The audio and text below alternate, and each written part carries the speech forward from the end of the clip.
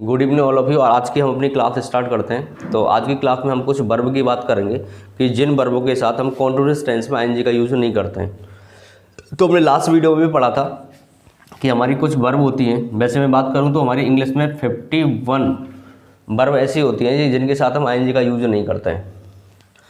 पर लेकिन जो स्पोकन में मेनली जो यूज ली जाती हैं तो वो हमारा सी होता है, हियर और अंडरस्टैंड। इन वर्बों का यूज स्पोकन में बहुत ज़्यादा यूज होता है। जैसे मैं पढ़ा रहा हूँ तो जैसे मैं बच्चों से कह रहा हूँ, ठीक है, क्या तुम्हें दिख रहा है? तो एक बच्चा कह रहा है yes sir I am seeing, I am seeing. एक बच्चे से मैं कह रहा हूँ क्या तुम्हें सुनाई दे रहा है? तो वो कह रहा है yes sir I am hearing. क्या तुम्हें समझ में आ रहा है? तो एक बच्चा कह रहा है yes sir I am understanding. तो मैंने जितने भी सेंटेंस बोले ना ये सारे इनकरेक्ट सेंटेंस हैं, क्योंकि इन वर्ब के साथ आईएनजी नहीं आता है। तो फिर यदि मैं ऐसा बोल भी रहा हूँ तो उसका रिप्लाई क्या होगा, जवाब क्या होगा? तो यदि मैं आपसे कह रहा हूँ ना क्या तुम्हें दिखाई दे रहा है, तो आप सीधा बोलोगे आई कैन सी। और यदि मैं आपसे कह रहा हूँ क्या तुम्हें सुनाई दे रहा है, तो आप बोलोगे आई कैन हियर। क्या तुम्हें समझ में आ रहा है? तो आप बोलोगे आई कैन अंडरस्टैंड।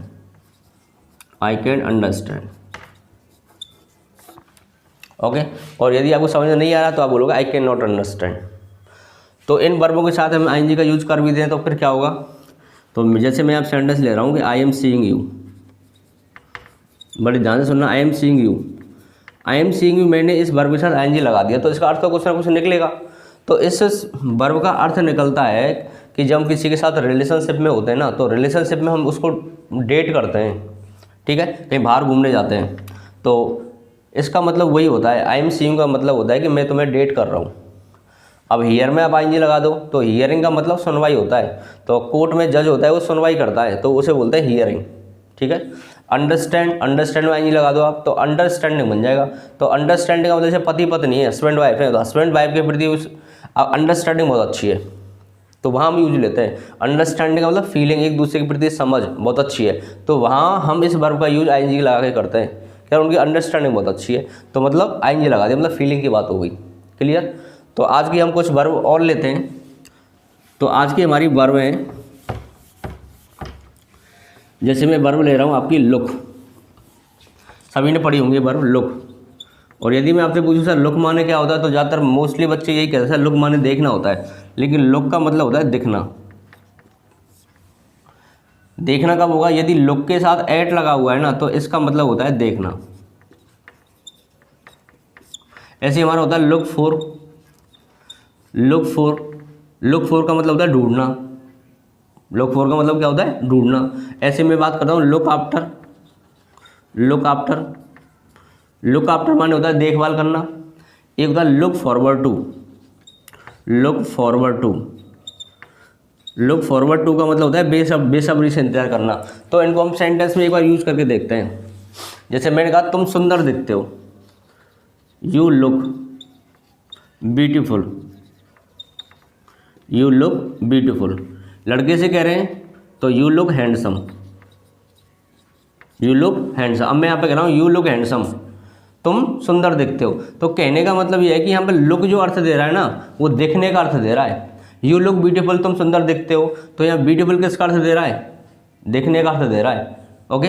तो मैंने कहा तुम दुखी दिखते हो, तो यू लुक सैड। क्या बनेगा? You look sad. तो ये क्या है कि ये वर्ब देखने का अर्थ दे रही है, ठीक है। अब लुक के साथ आप एट लगा दो। लुक एट माने क्या होता है? देखना। अब मैं आपसे कहता हूँ मेरी तरफ देखो, तो मैं कहूँगा लुक एट मी। क्या कहूँगा? Look at me. इस यहाँ पे लुक के साथ यदि एट लगा हुआ ना, तो इसका अर्थ देखना होता है। मैंने बोर्ड की तरफ देखो, लुक एट द बोर्ड। अब मैंने कहा विंडो की तरफ देखो, लुक एट द विंडो, ठीक है। तो लुक के साथ एट लगा हुआ है तो इसका मतलब देखना होता है। अब मैं लुक फॉर कह रहा हूँ, लुक फॉर का मतलब ढूंढना। जैसे मैं नौकरी ढूंढ रहा हूँ, I am looking for a job. वह नौकरी ढूंढ रहा है, तो he is looking for a job. Okay. अब लुक आफ्टर होता है, लुक आफ्टर माने क्या? अब मैंने आपको बताया था देखभाल करना होता है।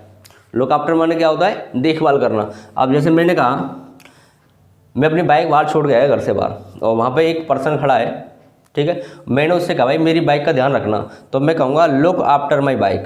Look after my bike. ठीक है, मेरे घर में जैसे डॉग है, 1-2 दिन के लिए बाहर घूमने जा रहा हूँ मैं, तो मैं पड़ोसी से कह के गया कि मेरा जो डॉग है ना उसका ध्यान रखना, तो मैं कहूँगा look after my dog, look after my dog. और वैसे भी होता है, जैसे मैं अपनी माँ बाप की देखभाल करता हूँ तो बनेगा I look after my parents, I look after my parents. तो मैंने दोनों बता दिए, लुक फॉर ढूंढना होता है, ठीक है, लुक आफ्टर देखभाल करना होता है, एक होता है look forward to. Look forward to का मैंने अर्थ बताया था बेसब्री से इंतजार करना। जैसे मेरे घर में बर्थडे है मेरे भाई का, तो मेरे घर में अगर बर्थडे है तो मुझे उस बर्थडे का बेसब्री से इंतजार है। ठीक है, तो मैंने कहा मुझे बर्थडे का बेसब्री से इंतजार है, तो मैं कहूँगा I look forward to birthday.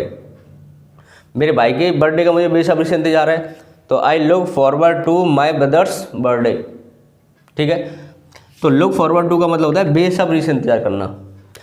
ठीक है, मुझे उससे मिलने का बेसब्री से इंतजार है, तो बनेगा I look forward to meeting him.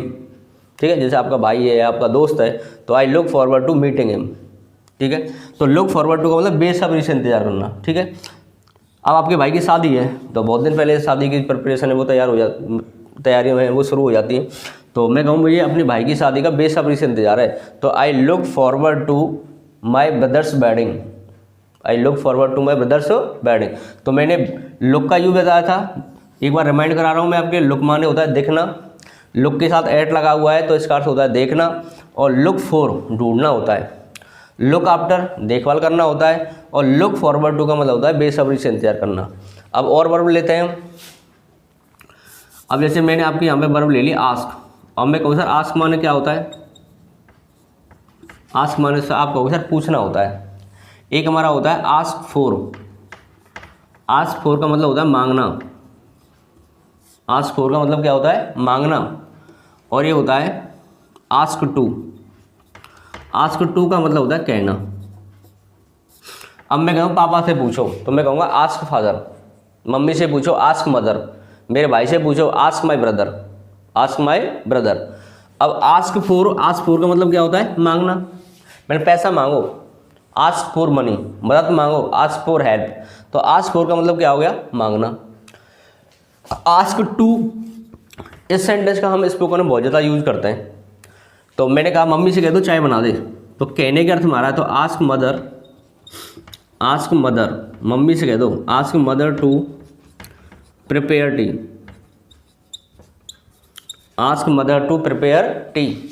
अब मैंने कहा जैसे मैं हॉस्टल में बाहर रहता हूँ और मम्मी को फ़ोन कर रहा हूँ कि मम्मी पापा से कह दो पैसा भेज दें, तो ask father to send money, क्या बनेगा ask father to send money. ठीक है, राहुल से कह दो रूम की सफाई कर दे, तो ask Rahul to clean the room, ask Rahul to clean the room. तो इसका मतलब कहने के अर्थ हमारा है, इस आस्क के साथ अगर टू लगा हुआ है इसका मतलब होता है कहना, आस्क के साथ फॉर लगा हुआ है तो इसका मतलब होता है मांगना, और आस्क माने क्या होता है पूछना होता है। अब कभी देखो ये जितने भी वर्ब है ना इनके साथ प्रीपोजिशन लगा हुआ है, और प्रीपोजिशन लगाने के बाद ही तुरंत इसका जो अर्थ है ना वो डिफरेंट हो जाता है, अलग हो जाता है। पर लेकिन कभी कभार जो प्रीपोजिशन है ना वो अपना खुद अर्थ दे देता है। जैसे मैं कहता हूँ I am into you, I am into you. अब इस सेंटेंस का अर्थ देखना, वैसे तो आपने पढ़ा होगा कि इनटू का यूज हम करते हैं जब हम बाहर से अंदर गति करके आते हैं, जैसे वह मेरे कमरे में आया तो मैं कहूँगा ही केम इनटू माई रूम। पर लेकिन यहाँ पे इनटू का अर्थ देखें ना, आई एम इनटू यू, इसका मतलब है कि मैं तुम्हें पसंद करता हूँ या तुम मुझे अच्छे लगते हो। ठीक है, I am into you, I am into you इसका मतलब होता है मैं तुम्हें पसंद करता हूँ। ठीक है, अब मैंने कहा मैं तुम्हें पसंद नहीं करता हूँ, इसका मतलब I am not into you.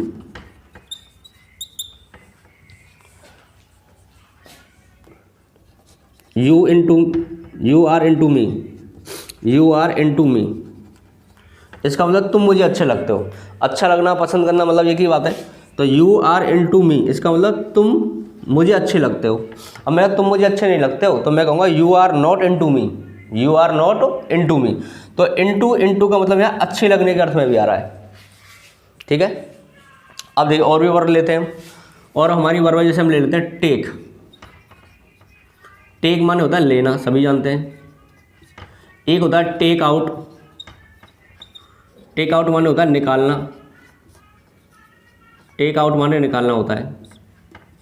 ठीक है, एक आपने टेक ऑफ भी सुना होगा, take off, take off, take off माने क्या होता है? उतारना। टेक ऑफ माने उतारना होता है। एक होता है टेक टू। टेक टू का मतलब होता है ले जाना। टेक टू भी होता है, टेक टू का मतलब ले जाना। मैं आपको ये वर्ब इसलिए करा रहा हूँ क्योंकि इनका स्पोकन में बहुत ज़्यादा यूज लिया जाता है। टेक माने लेना, ठीक है। जब मैं कहता हूँ टेक इट, क्या कहता हूँ? Take it. टेक इट का मतलब ये लो, ठीक है। पर लेकिन हमारी फॉर्मल इंग्लिश में टेक इट को हम बोलते हैं हियर यू आर। क्या बोलते हैं? Here you are. Here you are का मतलब ये लीजिए, ठीक है। तो टेक माने लेना हो गया। टेक आउट, टेक आउट माने क्या होता है? निकालना होता है। अब जैसे मैं क्लास में गया तो क्लास में बच्चों से कह रहा हूँ अपनी नोटबुक निकालो, तो टेक आउट का मतलब बाहर निकालना। तो टेक आउट योर नोटबुक, क्या कहूँगा? Take out your notebook. अपना मोबाइल निकालो बाहर, तो टेक आउट योर मोबाइल। क्या बनेगा? Take out your mobile. Take off माने क्या होता है? उतारना। टेक ऑफ माने क्या होता है? उतारना। जैसे मैंने कहा अपनी शर्ट उतारो, तो अपने जूते उतारो, तो टेक ऑफ योर शूज। क्या आएगा? Take off your shoes. Take to माने होता है ले जाना, उसे हॉस्पिटल ले जाओ, तो टेक हिम टू हॉस्पिटल। उसे घर ले जाओ, टेक हिम टू होम, ठीक है। तो टेक क्या टू लगा हुआ है तो इसका अर्थ होगा ले जाना, ठीक है। उसे स्कूल ले जाओ, तो टेक हिम टू स्कूल। क्या बनेगा? Take him to school. तो एक बार इन वर्ब को आपको रिवाइज करना है और इनको आपको अपनी डेली लाइफ है ना उसमें यूज करना है इन वर्बों को, जिससे ये आपके माइंड में थोड़ा फिक्स हो जाए। तो आज के लिए मेरी क्लास इतनी है, जितनी भी वोकैब है एक बार उसे पढ़ें। Thanks for listening me.